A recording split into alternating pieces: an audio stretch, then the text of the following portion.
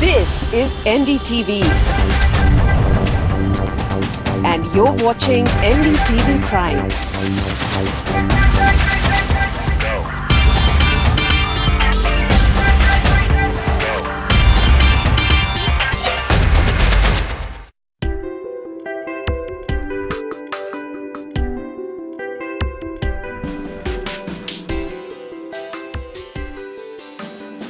Hello and welcome to Startup Wednesday.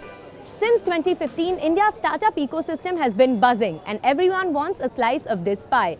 Earlier this week, Amazon India announced the launch of Amazon Launchpad, which is a program that allows different startups, boosts them and allows them to sell their products and innovations online.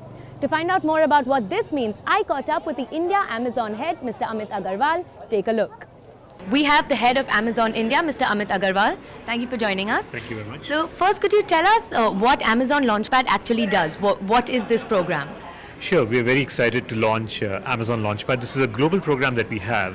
It's think of it as a red carpet program that allows small, medium entrepreneurs out there that's making creative, innovative products. And for them to get their product launched as quickly as they can to the customers using our infrastructure, our logistics. It allows them the ability to use our tools to get noticed by the customers, millions and millions of customers that we have. To build a brand, we have a lot of programs and tools and account management support that allows them to create a brand. And because Amazon Launchpad is a global program, it allows them to take their product global whenever they're ready to any of the countries that we're present. So it's a great, exciting way for local Indian startups creating creative and innovative products to essentially make themselves a global success. Okay. And how does one decide who these startups are who get to be a part of this program? So we have relied a lot on our partner ecosystem. So we are very excited to partner deeply with Startup India, NASSCOM 10K, Indian Angel Network, and a lot of the other ecosystem of venture capitalists, accelerators, crowdfunding sources out there, because we rely on their judgment to decide if a startup has received funding. For an example, they automatically get a fast lane to qualify for this program. But that should not discourage people who haven't got funding yet. They can still apply. There's a form they need to fill. They need to identify themselves, the product that they're building. The product should be something that they can ship in the next 30 days. And on a case-by-case basis, we approve them. Okay. And what kind of government support have you gotten for this program? So as I said, we're very excited to partner deeply with Startup India.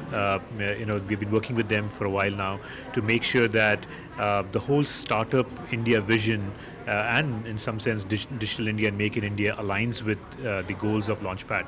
We share a common passion for innovation, taking Indian startups global, taking Indian brands and making them successful globally. So this program is a perfect launchpad, as you might call it, for that vision. Okay. And since Amazon is supposed to be an online marketplace and supposed to market all its products equally, does this put other sellers at a disadvantage versus these sellers that are startups and getting a boost? Is there some disadvantage being given to the other sellers because of this? Not really. I mean, I think if you think about a entrepreneur's journey, very early in their life cycle, they don't really have the resources to be able to get noticed, to use the convention channels to get a little bit of traction. So what this program is doing is it's giving them that initial support and hand-holding so that they can have a chance. They still have access to all the seller tools that Amazon has, all the capabilities that all sellers get. What we allow them is to showcase their creativity in a way so that customers will give them a little more credibility that they should try it, which for a company that's selling its first product, they would want that little bit of push that, yeah, I mean, I think my product is worth it. Okay. So when you give them a boost, do you mean there's physically a boost on the platform? If I wrote in a search on Amazon for a particular product, would one of these startups' products come above other sellers? How does the boost work? Not really. I think you want the marketplace to be very fair and transparent. Right. What I meant is we have created a landing page for Launchpad that allows us to showcase these products as that ecosystem together. Okay. So people who are looking for creative innovations that are happening today can look at these products in that context. Okay. We also allow them the tools to communicate their brand story on the detail pages of Amazon. Okay. More. So they could tell about what the company is about, what their product is about. So at the end of the day, the creation that they have and the products that they have will have to earn their spot in customers' mind. Right. And I have to ask you about demonetization now because it's on everyone's mind. So can you tell me how Amazon has been impacted by demonetization and what you think this policy means for the e-commerce industry at large? So when the event happened, we did shut down our cash on delivery part of our business because we wanted to be sure that we are moving from one compliant world to the new compliant world. So it was very important for our logistics team to have that air cover to be ready. Since then, we have seen customers opting for electronic payments at their doorstep increase 10 times for Amazon. We also have the ability for customers to top up their balance on Amazon for their purchases. We've seen that skyrocket. We have started cash on delivery again, and customers can continue to use cash if they wish to, but more importantly, we allow them to change their mind right at the moment till they receive the product in their hands and use their credit card or debit card or other sources because they can use a POS device at the doorstep to pay for it.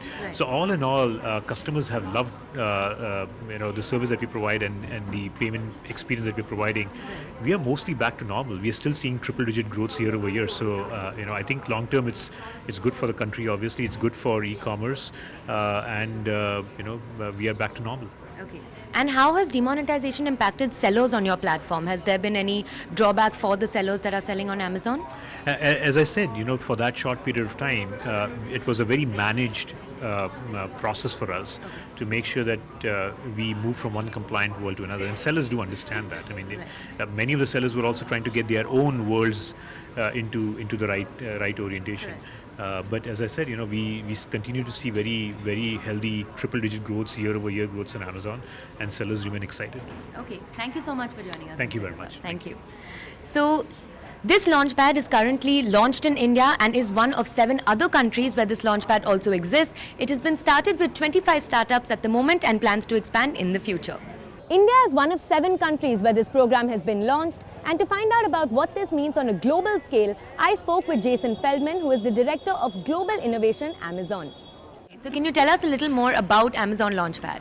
Amazon Launchpad is a destination for startups to be able to bring their new, cool, cutting-edge products to us, and then in turn, we expose them to our hundreds of millions of customers in India and around the world. Right. So I believe right now you'll have launched with 25 startups to begin with in India. In India, we actually have a little over 600 startups, but we have 25 of them just before we even launched, because people sort of heard we were doing this. 25 of them are from India, and we know this is only day one, and there are going to be so many more to come, and we're excited about that. Can you tell me about what kind of success this platform has had abroad in different countries, and why you all chose to launch this in India now? Yeah, we've launched now. This will be the 7th country around the world that we've launched, and it has been really remarkable because many of the startups that have come to us have come for the very first time to market with Amazon. They brought their products, and we've given them a chance to sell. And now we're seeing them all of a sudden become increasingly more successful. And we know this because they're not just sticking with the original product. They're now inventing their Generation 2 and Generation 3 over the last year and a half. We chose India. This is the most incredible startup ecosystem in the world. This country is incredible, but the startup ecosystem is very special. Why?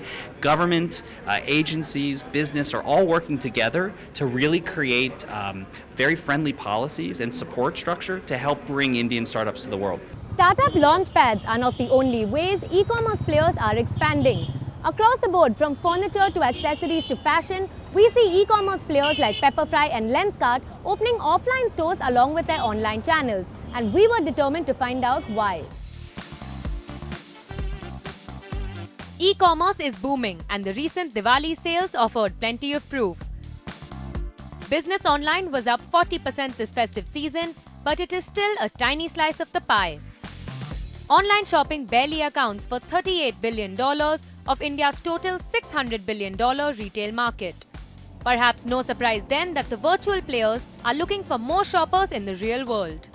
There are a lot of customers who buy upwards of 4 lakh rupees of furniture in one cart. Studio helps you figure out, what is the finish and how does the product look offline, and therefore definitely helps conversion. So I think for trust building, it is a very important touch point.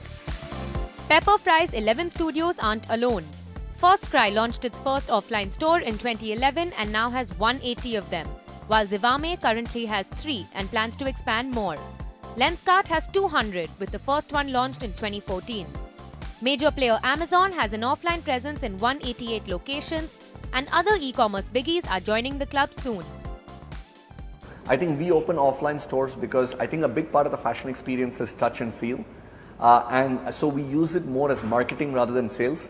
So our majority sales are always going to come from online channels, always, right? So offline will always be a small portion of it. That said, we are opening an offline store. I think, you can expect more details, but I think it's going to be very non-traditional as a store. They say customers have a variety of reasons to prefer real stores, like trust issues, lack of touch and feel, no instant gratification, and long delivery time. It's time for us to take a short break now, and we'll be back with more on how the Note ban is affecting different startups. Stay tuned.